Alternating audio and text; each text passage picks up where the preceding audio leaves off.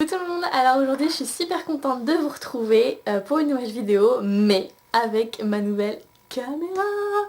Donc je suis super contente de l'avoir achetée. Je vous mettrai si ça vous intéresse les références de l'objet dans la barre d'infos.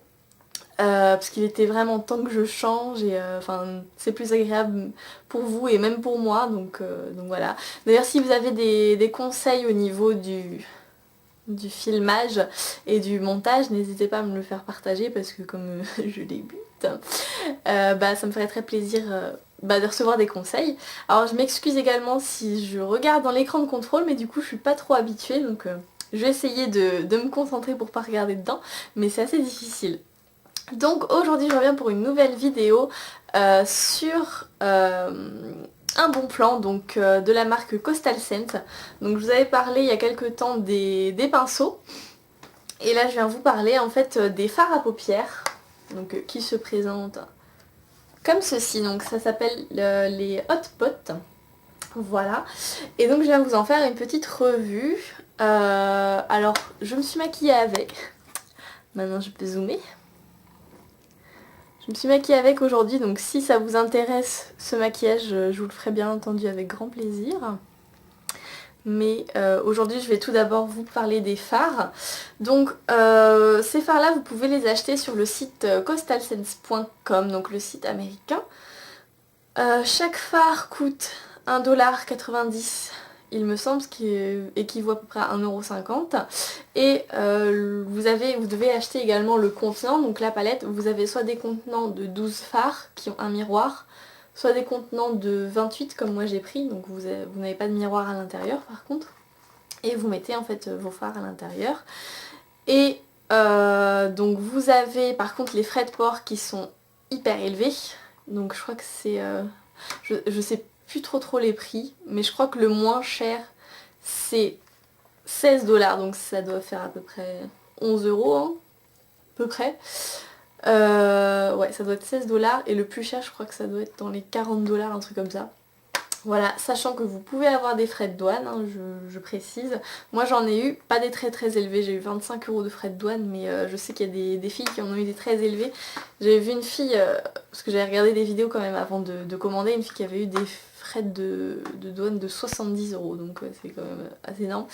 Donc bon, après voilà, c'est un risque à courir, mais par exemple, si vous comptez en fait le prix de la palette plus le prix des frais de port, ça vous revient toujours moins cher que par exemple une palette MAC. Donc voilà. Ou une palette Inglot de 10 fards. Enfin, voilà. Donc voilà. Et moi je vais vous dire ce que j'en pense de ces fards et je vais vous montrer un petit peu ce que j'ai pris.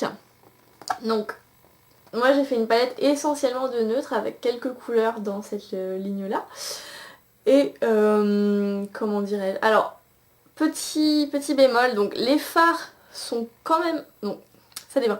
Il y en a qui sont très ressemblants quand vous regardez sur le site, mais pour la plupart je trouve qu'ils paraissent plus clairs en photo sur le site que ce qu'ils sont en vrai.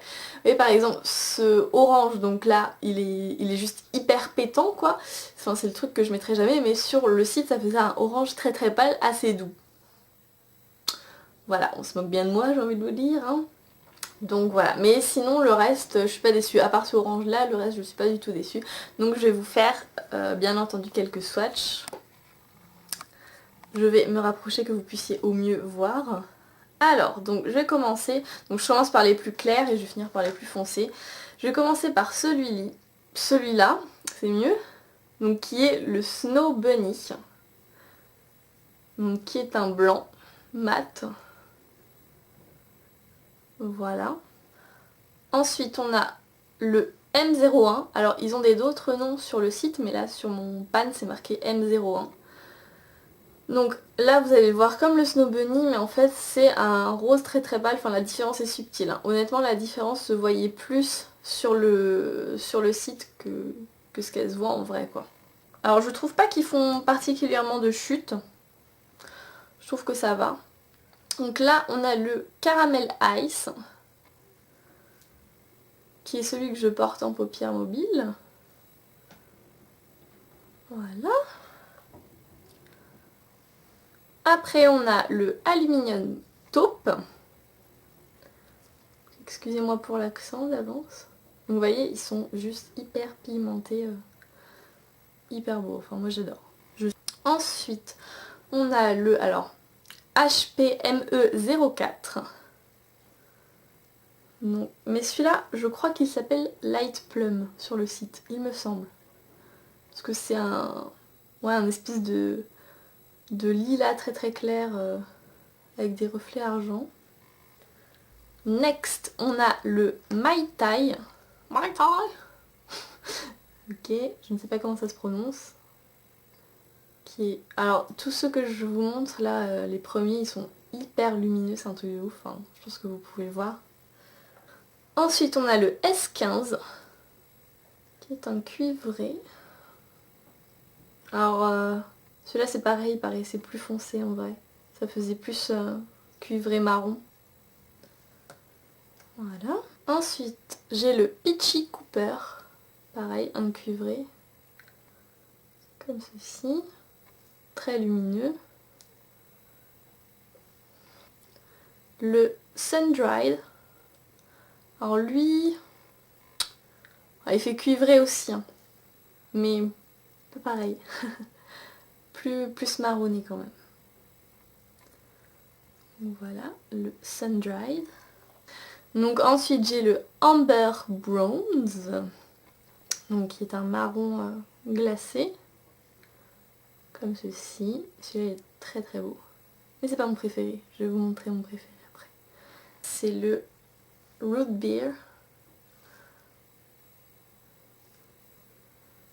Ouais, mais là je vois même qu'il est plus lumineux à la caméra. Voilà. J'ai pris ensuite le Dark Chocolate, donc qui est comme son nom l'indique un chocolat foncé, assez grisé je trouve. Ensuite on a mon préféré qui est le Miami Spice, donc je pense que vous allez voir. C'est un marron avec des paillettes bleues en fait à l'intérieur, il est vraiment super beau. Et en fait les paillettes bleues ça le rend froid du coup. Je pense que vous verrez sur mon... Ah ouais. C'est la révolution, genre on voit les paillettes sur un phare que je montre, c'est trop bien. Donc le Miami Spice, celui-là c'est mon préféré. Ensuite on a le Wild Raisin. Alors celui-là c'est le moins pigmenté de la palette, oui, il faut que je force un petit peu. Il est comme ceci en fait, il est mat, il n'est pas du tout couleur raisin, il est marron, mais c'est le moins pigmenté de la palette.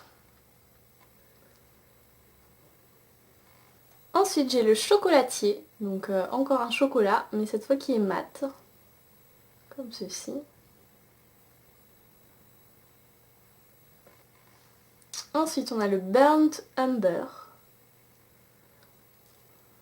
qui est un autre marron mat, mais moins rouge. Ah, si je mets mon doigt devant, ça va pas le faire. Le Dark Golden Olive, celui-ci est vraiment magnifique, c'est un kaki, il est trop beau. Il est vraiment super joli celui-là. Enfin il fait un peu plus... il fait pas trop kaki je trouve à la caméra, il fait assez vert mais en vrai il est vraiment kaki. Le Maroon Berry, qui est... en fait c'est un bordeaux assez foncé mais là il ressort plus marron à la caméra. Et comme ceci, il est mat. Le Vintage Burgundy, donc c'est un bordeaux aussi, hein, qui est assez lumineux.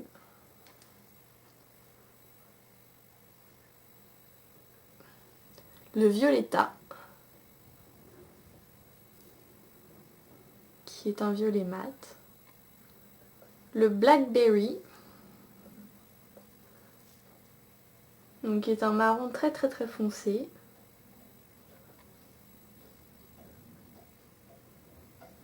Donc le Gypsy Night, qui est un autre kaki mais plus foncé que le Dark Golden Olive. Et peut-être un peu plus de paillettes dorées aussi. Donc ensuite celui que j'ai reçu et que j'étais fort surprise de le recevoir puisqu'il ne ressemble pas du tout à sa photo sur le site, donc c'est le Fire Glow, donc qui est un orange, ah oui ça se voit, hyper pétant avec des reflets argentés et je ne sais pas du tout comment je vais l'utiliser. Mais bon je viens de trouver hein. Un qui est absolument magnifique, c'est le je sais pas comment on dit, persienne on va dire, hein. Persian Green, donc qui est un vert mais vraiment à tomber.